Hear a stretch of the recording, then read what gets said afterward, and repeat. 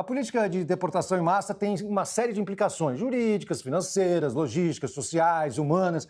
Ainda assim, o presidente Trump segue rígido nesse caminho. O que você acha que justifica uma postura como essa do presidente americano? Obrigado. Vamos lá. Primeiro, a gente precisa esclarecer que essa política de transportar as pessoas dessa forma, ela não é do Trump. O Trump, na verdade, desses 2 últimos voos que foram, não tem nenhum preso ali e que respondeu processo em razão de uma prisão do governo Trump. Todos eles já responderam processos anteriores. Para a pessoa ser deportada, não basta o fato dela simplesmente ser pega, colocada no avião e mandada embora. Ela precisa ter uma ordem de deportação. E essa ordem de deportação é sempre assinada por um juiz competente, salvo os casos do expedite que acontecem a menos de 100 milhas da fronteira e pessoas que entraram há menos de 2 anos, o que é a grande minoria daquelas pessoas ali que a gente vê que são deportadas.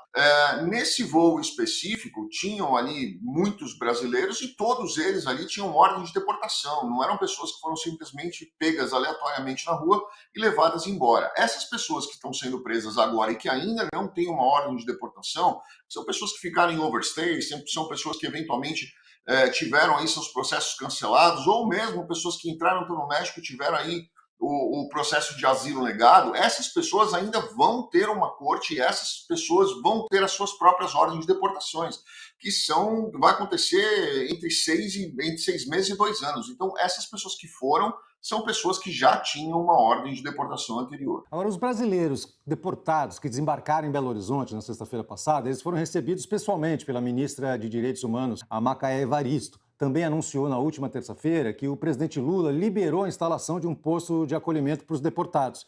Essas medidas, de alguma forma, elas ratificam que houve algum tipo de violação de direitos humanos no primeiro desembarque dos brasileiros em Manaus? Porque eu imagino que são duas coisas diferentes. Você falou, o processo de deportação é uma coisa, já estava em andamento. Agora, a forma como as pessoas foram deportadas, algemadas, reclamando de calor dentro da aeronave, de maus tratos, isso não está de acordo com as convenções internacionais, né? Na verdade, não existe nenhuma.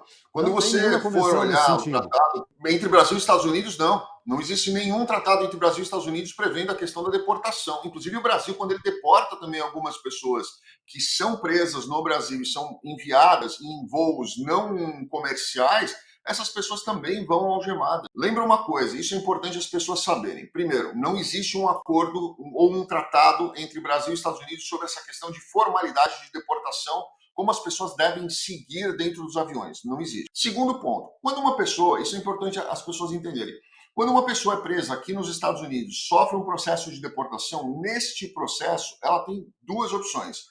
A primeira, a deportação voluntária, onde ela compra uma passagem aérea, ela paga a passagem aérea dela, apresenta junto ao Departamento de Homeland Security e eles escoltam essa pessoa algemada até a porta do avião. Na porta do avião, eles retiram a algema e a pessoa entra como um passageiro comum dentro de uma linha aérea comercial comum, ela não vai algemar. A pessoa que opta por não pagar a sua própria passagem, ou porque não tem condições, ou porque ela quer guardar o dinheiro, ou porque ela quer voltar para o país dela, eu não estou falando só de brasileiros, eu estou falando de todos os demais, que ela quer voltar para o país dela com as reservas que ela economizou nos Estados Unidos, esta pessoa vai num voo fretado pelo governo. Este voo fretado pelo governo tem que seguir as regras de liability, de segurança e de proteção da integridade física daquela pessoa até ela ser entregue na autoridade do país destino dela.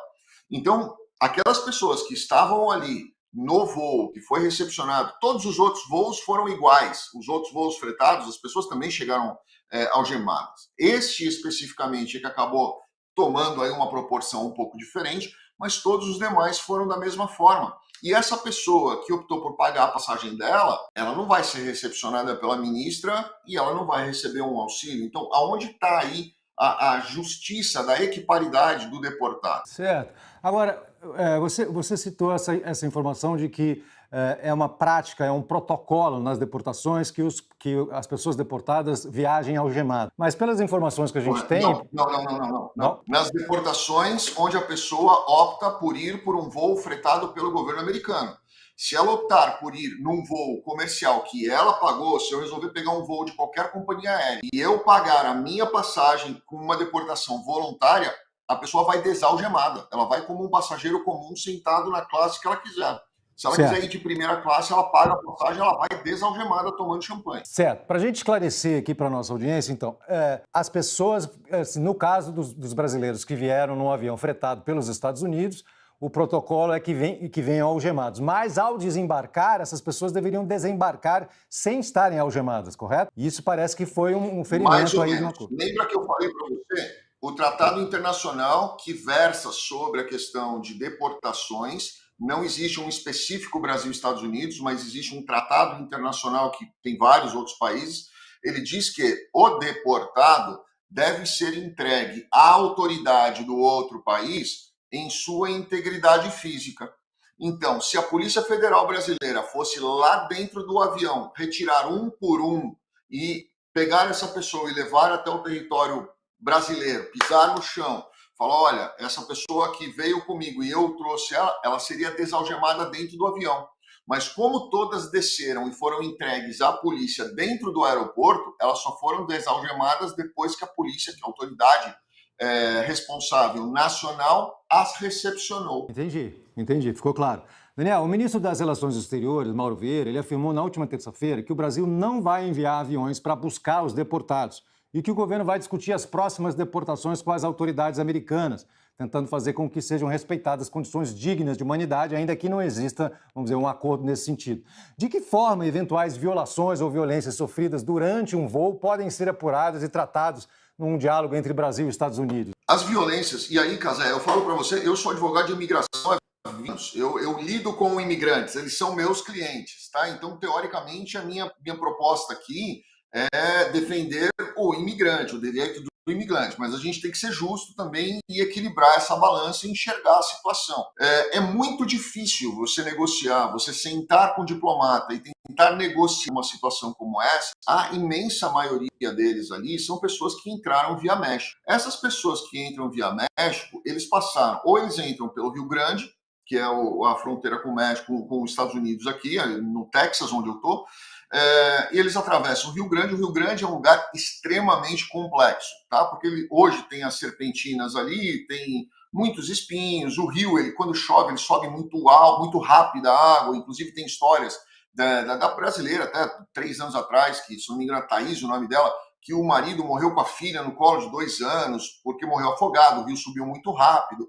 Nós temos a fronteira do México ali com a Arizona, onde nós passamos pelo deserto, ali são 3 dias de caminhada constante para entrar nos Estados Unidos, no meio do deserto, com cascavel, escorpião, aranha, coiotes, traficantes, que ali é uma área controlada pelo narcotráfico. E quem vai ali pessoalmente, eu tive a oportunidade de ir 2 vezes para ver o cenário ali, não é algo muito simples das pessoas passarem. Muitos acabam ficando para trás. Tem muitas histórias de pessoas que acabam morrendo, que são largadas pelos coiotes, não o coiote animal, mas o coiote pessoa que atravessa ali as pessoas. Então, nós vemos isso. Numa discussão diplomática, e eu cheguei a conversar isso, inclusive, com alguns cônsuls com quem eu tenho contato, a primeira argumentação deles é essa. A pessoa está reclamando de um voo que foi pago pelo governo americano e que ela passou calor, mas para ela invadir os Estados Unidos, ela passou 3 dias caminhando no deserto. Aonde que está o direito dessa pessoa aí? Entendeu? Então, hoje, nós temos uma questão que é muito maior do que a questão política e na questão do diálogo do Itamaraty com alguma outra representação diplomática nos Estados Unidos, porque argumentar sobre esse tema com diplomacia é muito difícil, porque essas pessoas optaram por entrar da forma mais complexa possível e agora estão reclamando quando os Estados Unidos pagam a saída delas da forma mais simples possível. Mas, entendeu? O ponto onde vai chegar? Entendo seu ponto, sim, Daniel, mas a gente fica com a impressão que, se eles invadiram os Estados Unidos, então pode botar ele no avião de qualquer jeito, algema o cara, trata mal, desliga o ar-condicionado. Por isso que ele parece uma vingança e não é o tipo de coisa que a gente espera de um Estado, né? Democrático? De forma alguma, concordo com você. Por isso que hoje não, sempre foi dada a oportunidade da pessoa pagar a passagem dela.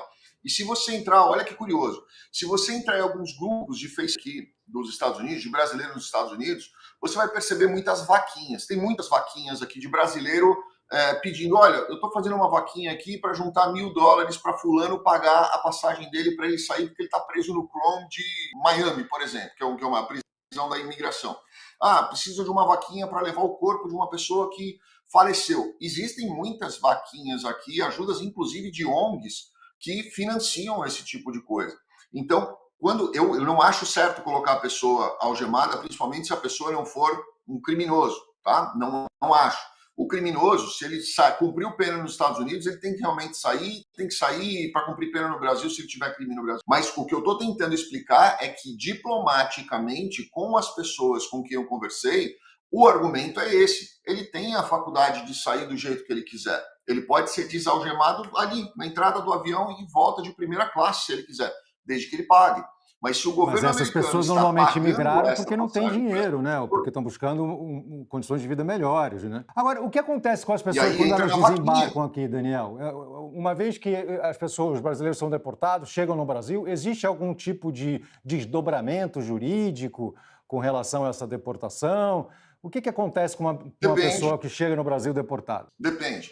Se essa pessoa não tem um crime que ela precise pagar, vamos imaginar, existe a possibilidade de uma pessoa ser presa num determinado país que tem acordo com o Brasil, e essa pessoa opta por pagar o crime que ele foi condenado naquele país. Se o Brasil tiver acordo com aquele país, ele opta por pagar no Brasil. Aconteceu com um jogador de futebol recentemente, não vem ao caso o caso específico.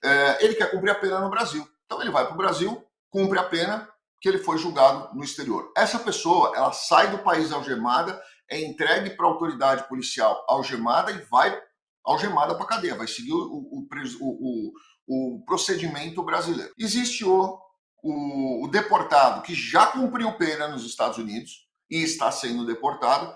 Esta pessoa, ela é entregue para a autoridade brasileira se não houver nenhum tipo de dívida penal para essa pessoa pagar no Brasil. Ela cumpre ali a entrada normal dela no país e a vida dela que segue. E existe aquela outra pessoa que pulou o muro ou ficou nos Estados Unidos em overstay, além do período permitido pelo visto dele, e essa pessoa nunca cometeu nenhum crime, além da violação, que é uma infração, não é um crime, de entrar ilegalmente num país. Não tem nada para ela fazer no país, no Brasil. Nada. Ela não vai pagar pena nenhuma, ela não tem nenhuma penalidade a cumprir no Brasil. Então essa pessoa vai ser recebida pela Polícia Federal, vai assinar, como qualquer pessoa assina a entrada no país, vai feita a identificação dela se ela não tem um passaporte, identificou, é brasileiro, está dentro do direito dele de estar no país, ela é recepcionada e aí ela vai seguir a vida dela. Se há necessidade de montar um centro de apoio, sim, há necessidade de montar um centro de apoio, porque muitas dessas pessoas vêm para os Estados Unidos e ficam muitos anos.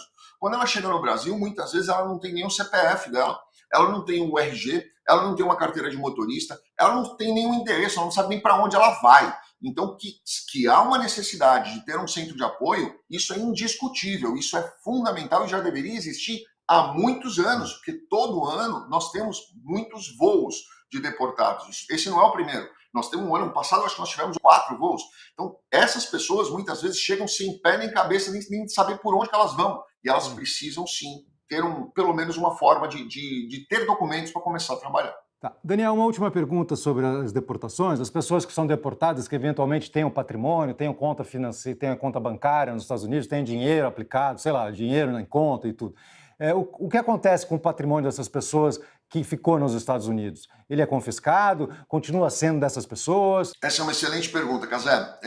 Essa é a principal razão que quando converso com alguém que foi deportado, essa é a principal razão pela qual essas pessoas preferem ir num pau de arara, num avião quente que vai pingando de um lado para o outro com algema, do que gastar dinheiro. Porque essas pessoas vêm para cá, elas fazem um patrimônio. E esse patrimônio, a menos que tenha sido constituído através de um crime, tráfico internacional, droga, tráfico de pessoas, ou qualquer coisa, se ela trabalhou, mesmo que ilegalmente, construiu um patrimônio, aquele patrimônio é dela. Então ela não quer vender aquele dinheiro, não quer vender algo, não quer vender o carro dela, não quer vender a casa, não quer pegar aquele dinheiro que ela salvou e guardou para construir a vida dela e comprar uma passagem de $1.200, quando ela pode pegar esses 7, 8 mil reais a mais aí e usar para reestruturar a vida dela. A grande maioria daquelas pessoas ali, não é que elas não tinham condição nenhuma de pagar. Eu acredito ali que meia dúzia talvez somente não tivesse. Mas a grande maioria daquelas pessoas não queriam gastar o dinheiro com passagem, sabiam que elas nunca mais iam poder entrar nos Estados Unidos. E quando elas têm essa consciência, elas falam, poxa, o que eu tenho de reserva, eu vou usar para recomeçar a minha vida na minha cidade, ou ir para algum outro país, porque é o que ela tem, e aquilo ali é dela, a menos que ela tenha conquistado através